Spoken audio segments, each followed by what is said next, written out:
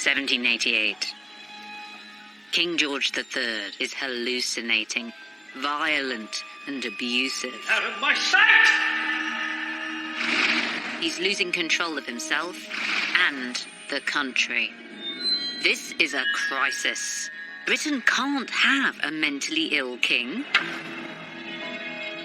As a last resort, a medical maverick who runs an asylum is summoned. Can he save the king?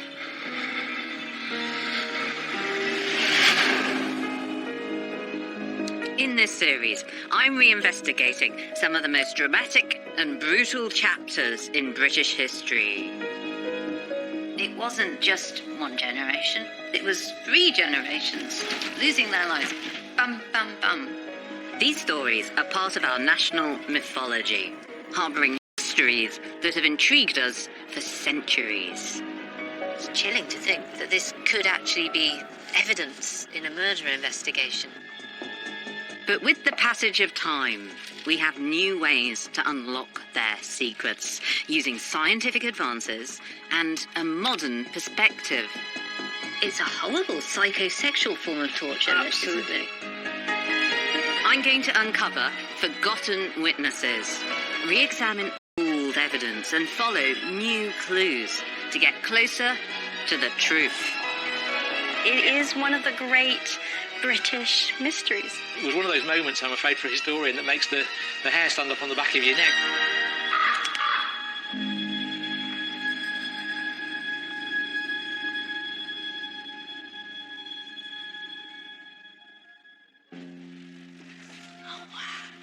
I find George III an intriguing king. He was conscientious and intellectually curious. He built this observatory to watch the transit of Venus across the sun in 1769. He ruled for 60 years, but he was plagued by bouts of mental illness which were barely understood in his lifetime. The madness of George III has been raked over for centuries by medics and historians. But I want to look beyond the diagnosis, at the man himself, and I want to use newly released papers to understand the pressures in his private and public lives that may have brought on his illness. How did George and Britain deal with having a mentally ill king? And how did his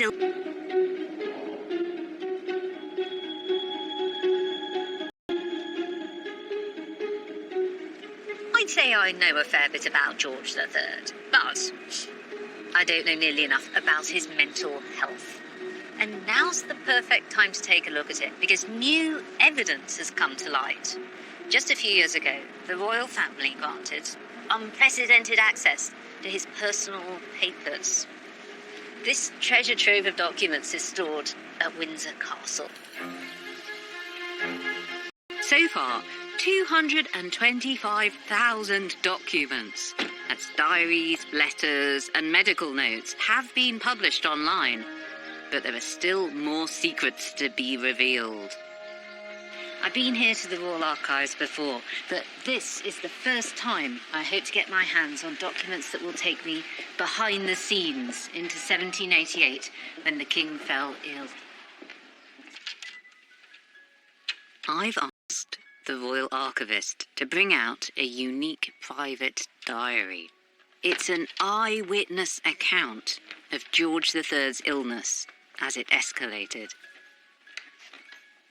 There we are. Thank you so much. This is great, thanks. This is an amazing thing to get to see. It's the diary of Robert Greville, journal of His Majesty's most serious and afflicting illness. He was one of the king's equerries, which means he spent a lot of time with the king.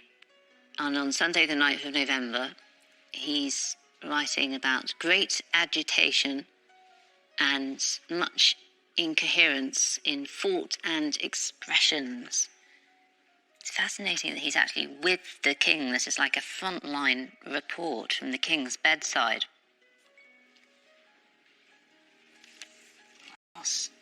going to learn.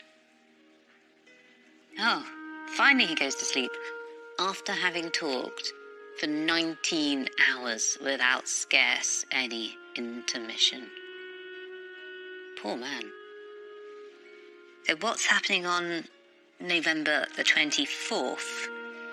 We found the king violently agitated and very angry, but more particularly with Dr. Warren, one of the medical advisors. The king advanced up to him and pushed him. So Greville's getting pretty upset, actually. He says that the general conduct of the physicians has not been decided or firm. They simply don't know what to do. Greville says here that a report has been sent to Mr. Pitt, the Prime Minister, stating that His Majesty had passed a quiet night, but that he was entirely deranged.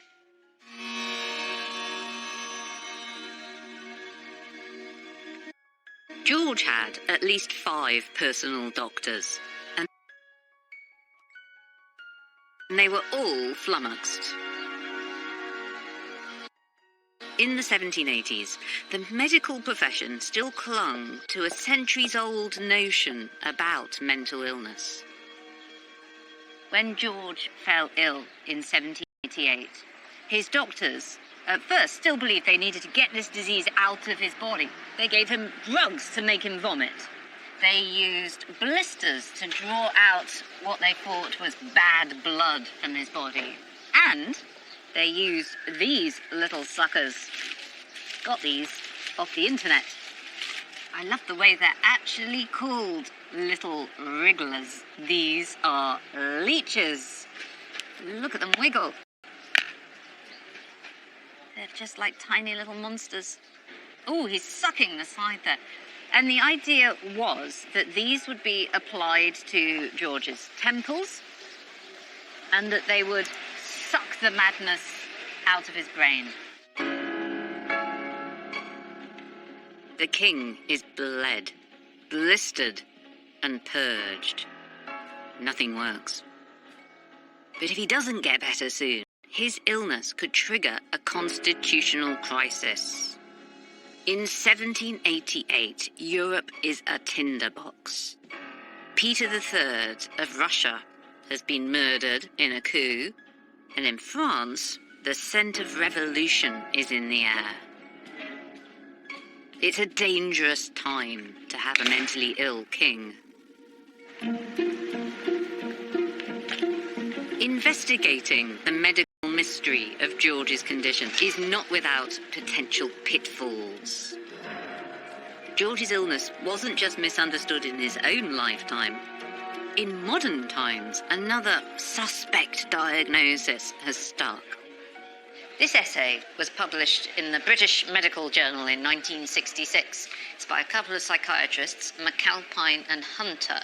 They looked at George's medical records and argued that he had a rare genetic blood disorder called porphyria. This idea really stuck, notably in the stage play by Alan Bennett. When this was turned into a film, there was actually a caption on screen suggesting that George, now there's a rival diagnosis.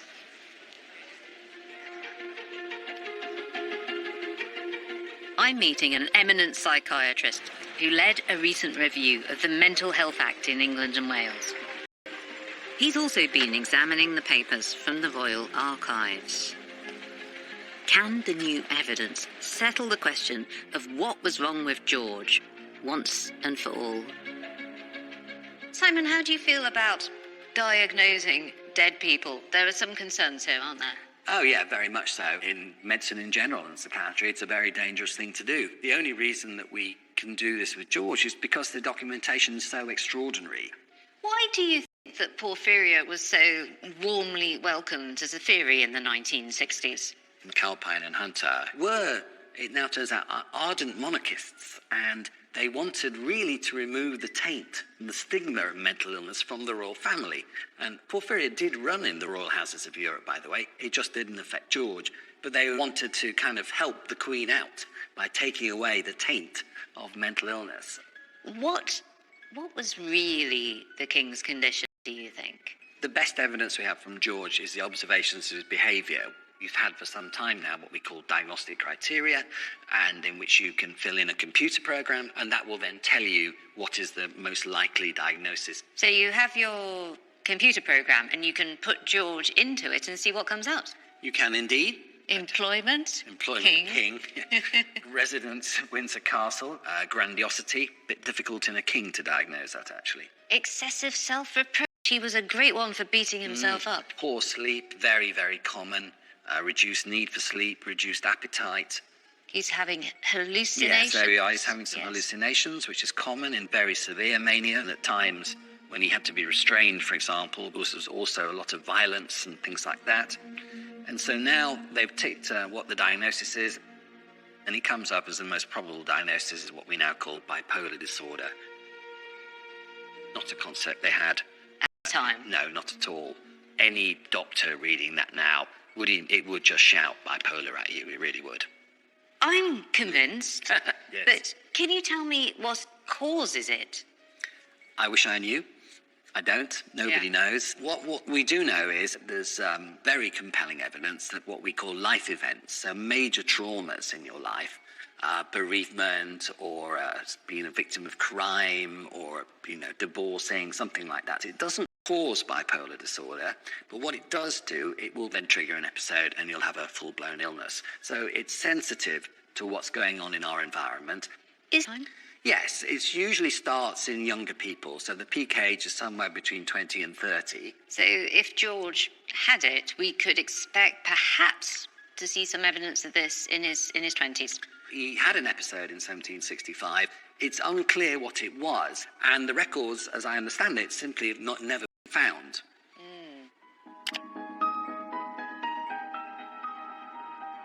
This earlier episode, in 1765, is intriguing. George was 50 when he had his first documented bout of illness in 1788.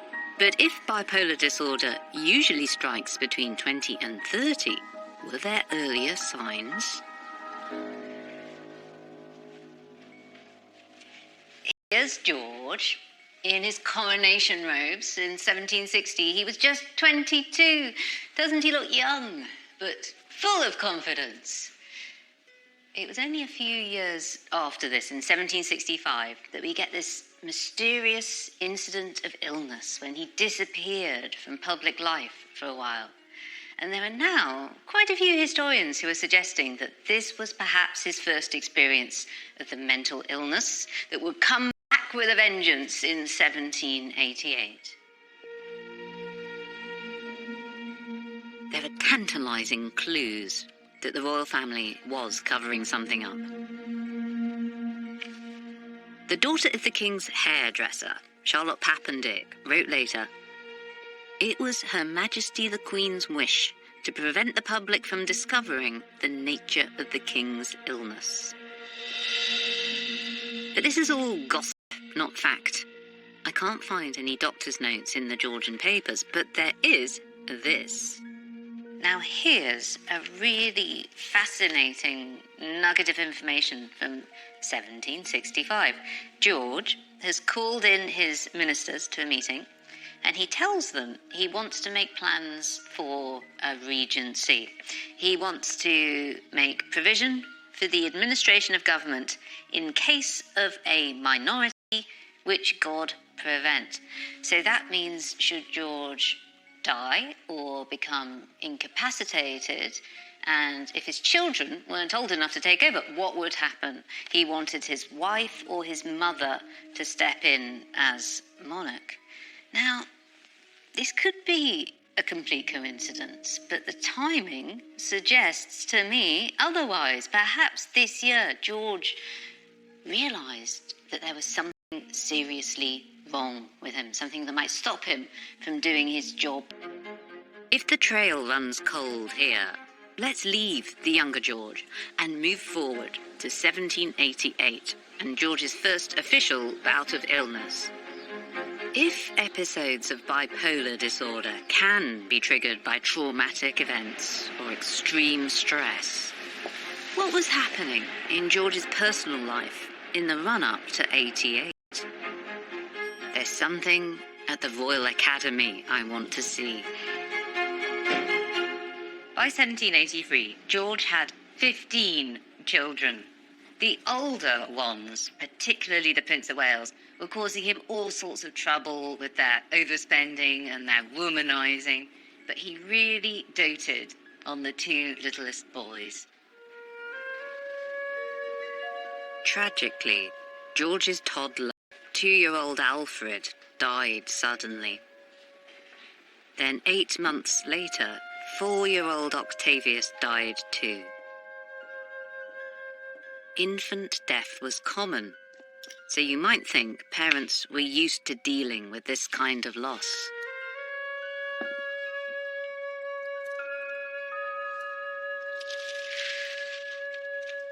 This is such a poignant image.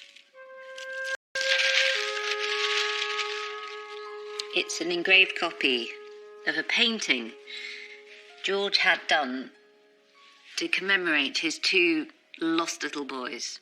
This is Prince Alfred, who died first, and he's in heaven already, and he's welcoming in his brother, Prince Octavius. Octavius dies, and this angel's here to look after them both.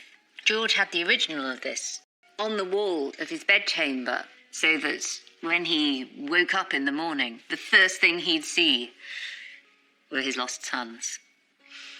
That alone, I think, speaks volumes about what this loss meant to him.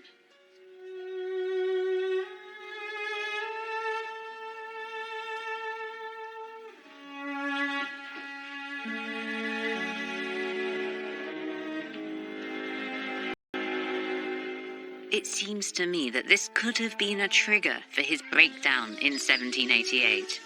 But to prove it, I need a window into George's mind.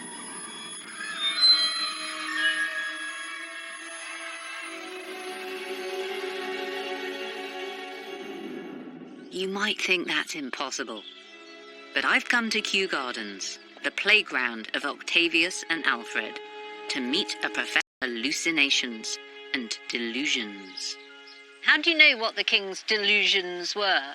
Well, we have very few direct records of what the king says, but we do have what the pages and attendants who were looking after the king when he was asleep or over the night told the doctors the next morning.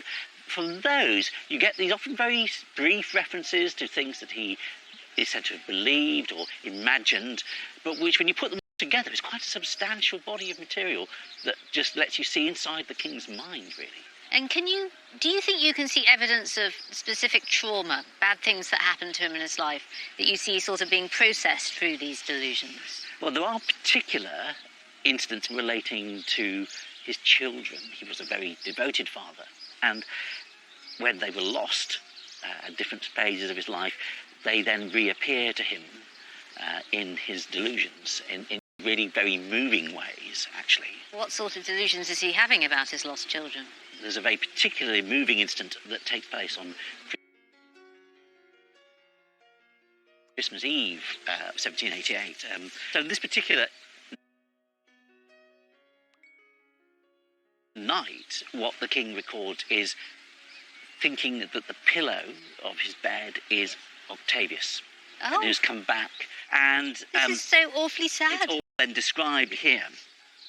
It says he had the pillow in the bed with him, which he called Prince Octavius, who he said was to be newborn this day. The reason this is so upsetting is because you just have the image of him holding the pillow like it was the baby. That's the recurring trope, actually, for the king, because when his daughter Amelia dies from TB, after she's dead, he begins to imagine having conversations with her, and that she's had holes drilled in her coffin and in fact survived burial and has come back to talk to him after that. That's a very strange delusion, which again echoes this earlier incident with Octavius. The fact that this comes up in his delusions, not only in this illness but in his later illness too, suggests that that's the trigger. How do you feel that this research is giving you a really extraordinary insight into the mind of a king? there's a sense in which one of the things that's happening to him in his illness is he becomes disinhibited and will actually perhaps articulate things that he otherwise has been suppressing or repressing in his mind. And in a way, it's his illness, it's his so-called madness that allows us to know him. Absolutely. We don't get to those bits of his mind otherwise.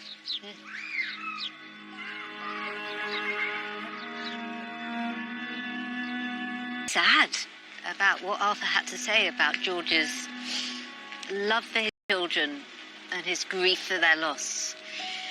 It's easy to forget that he wasn't just a king, he was also a human being. The death of these children was not marked by formal court mourning. They were considered too young.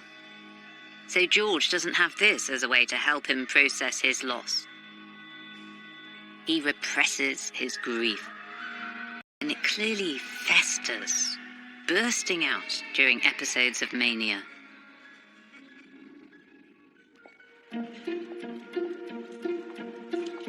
It's clear to me there's concrete evidence of personal trauma, which could have triggered a bipolar episode. But I also want to look at the political pressures on George too. I know this was a tricky time to lead a country. George was staring down the barrel of a new world order. An account of the rise and progress of the late tumults. Dead bodies in the streets of London. This is serious stuff. Newspaper headlines from the 1780s reveal a time of huge turmoil. George decided to grant some new rights to Catholics. Seemed like a generous and liberal thing to do, but it went horribly wrong. There were anti-Catholic riots and sectarian violence on the street. This newspaper article here describes a Roman Catholic chapel being set fire to. What they call the mob are out on the streets. They're waving revolutionary flags, actually. Things are on the brink of enormous trouble. The 1780s weren't just an age of reason, but an age of revolution. And it wasn't just Britain that was on the brink. The King of France had faced an assassination attempt, and the American War of Independence was coming to a head. Here's Cornwallis, defeated at Yorktown, doing the Walk of Shame. They're taking down the British flag and they're putting up the American flag in its place. So George would have hoped to have added to his empire, but instead he must have felt that he had effectively lost America.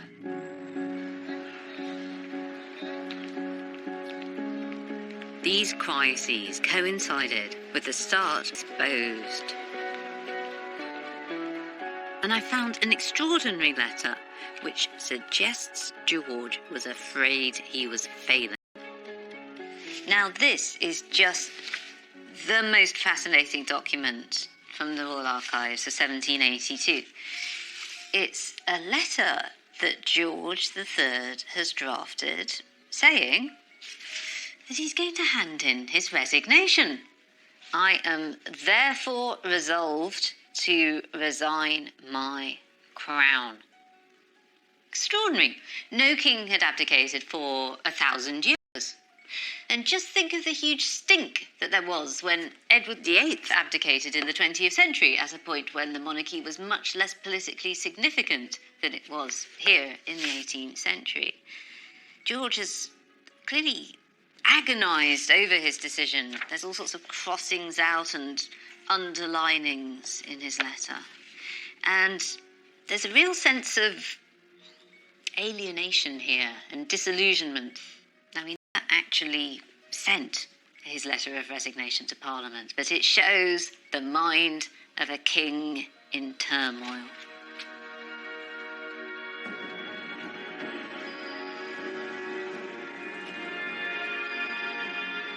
George is under extreme pressure to make monarchy work in this new era. He must evolve or perish. George styled himself as a new, slightly more accessible kind of a king. His line was that he was going to listen to people's grievances and respond to them. Now, ordinary working people didn't have the vote, but they could make political points through giving the king petitions. They were able to take their problems straight to the top. Crowds gathered at the gates of St. James's Palace, waving their petitions, begging the king for help. And in August 1786, something happened that I think must have increased the pressure on his already vulnerable mind. As it says in the newspaper, His Majesty was stepping out of his post chariot at the garden entrance to St. James's, just over there, when the attack was made upon his life. The woman by whom the desperate attempt was made had been observed waiting for the king's arrival for some time.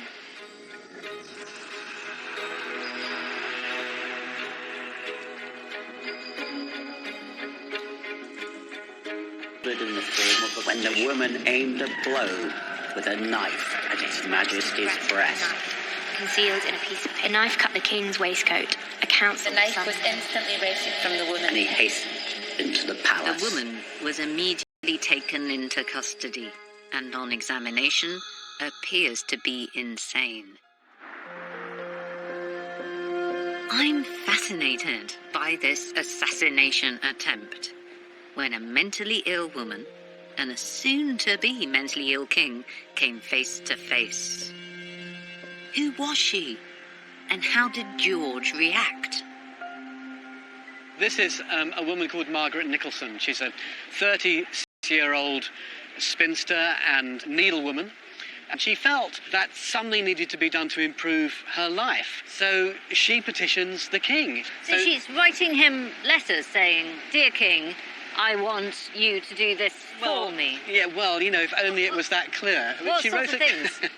So here's one of Margaret's petitions. She thought she was due a property settlement of some sort. She thought she was due a decent marriage, possibly to the king himself, if he'd rid himself of his ghastly foreign wife. Do you think that she was suffering from some sort of mental health issue? Well, that's an interesting question. She petitions the king something like 20 times, just between April and August of 1786, by her own testimony. On the 2nd of August 1786, she's clearly had enough, so she turns up one more time. King gets down out of his carriage.